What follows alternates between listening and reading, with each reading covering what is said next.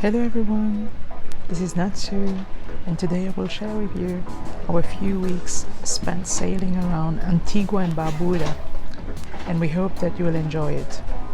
We made landfall at English Harbour in Antigua when in 1632 England acquired colonial British Antigua and Barbuda. The location was strategic as it was in the south of Antigua. A naval base there was ideal to monitor Guadeloupe, which is in the south, Guadeloupe belonging to France.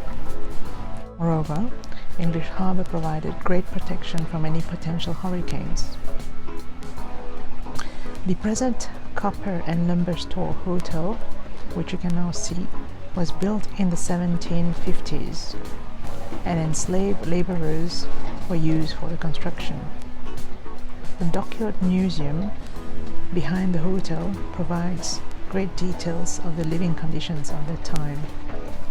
There is also a very good project called 8th of March project, which is named after an explosion at that date in 1744. The explosion ripped through English Harbour.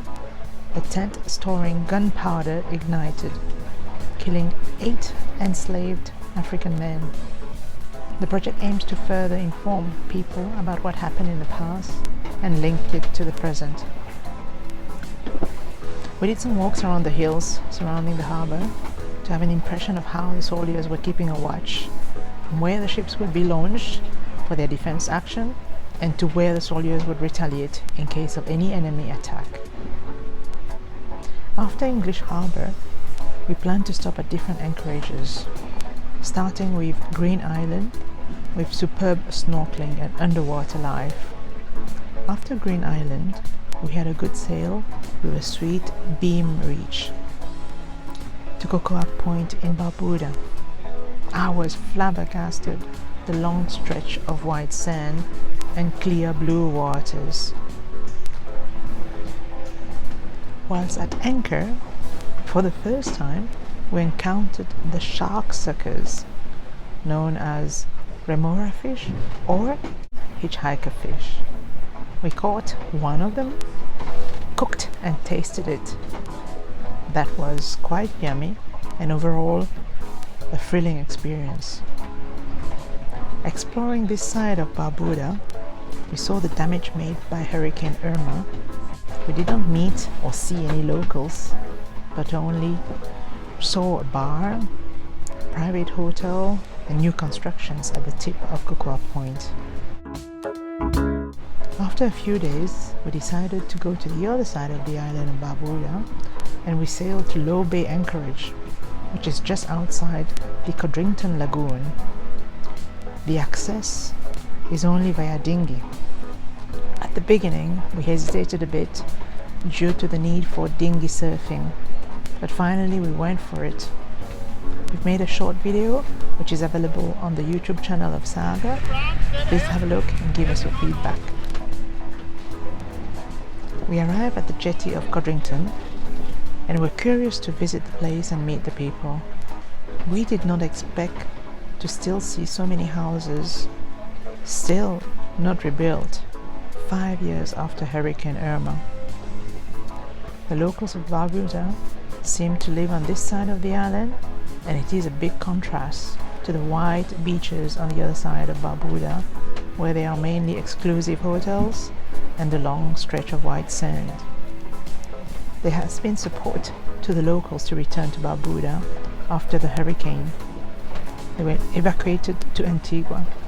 However, it seems like there is more support needed to further boost the local economy.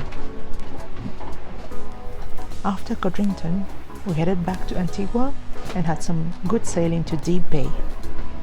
We did a short visit to the old Fort Barrington, which has commanding views of the Deep Bay and the Harbour of St. John.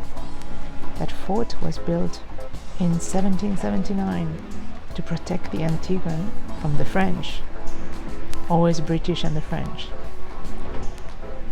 There is also the beautiful snorkeling to see the Andes shipwreck at the mouth of the anchorage. For our provisioning, we moved to St. John Harbour where many cruise liners were bringing tourists in and out of St. John.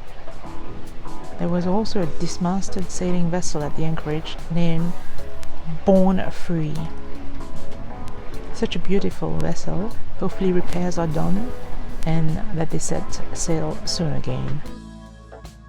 The next anchorage was Hermitage Bay, Foresta, and we took the opportunity to go for a walk and follow the trail of Leonard Hill. That was so wonderful, with views of the different bays, including Jolly Harbour. After we completed the hike, we walked back from the beach to go to our dinghy. It was so lovely to see the local camping on the beach, sharing food with good music, the kids playing in the sand, while a few sailing vessels like us were anchored just in front of the Hermitage Hotel. Mosquito Cove at the entrance of Jolly Harbour was our next stop, where Skipper Chris did his noon sighting, that is, bringing the sun down. Our last stop at Antigua was at Pigeon Beach Anchorage at Falmouth Harbour. Swimming at the anchorage was good, though I got stung with some small jellyfish. But seeing the barracuda swimming around was beautiful, and it also made me forget about all the itchiness from the jellyfish for a few seconds. Things I won't miss from the Caribbean are surely mosquitoes, sandflies, and jellyfish. They love me too much.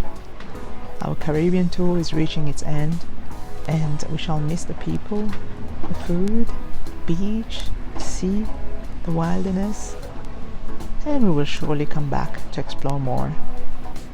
See you all at the high seas soon again.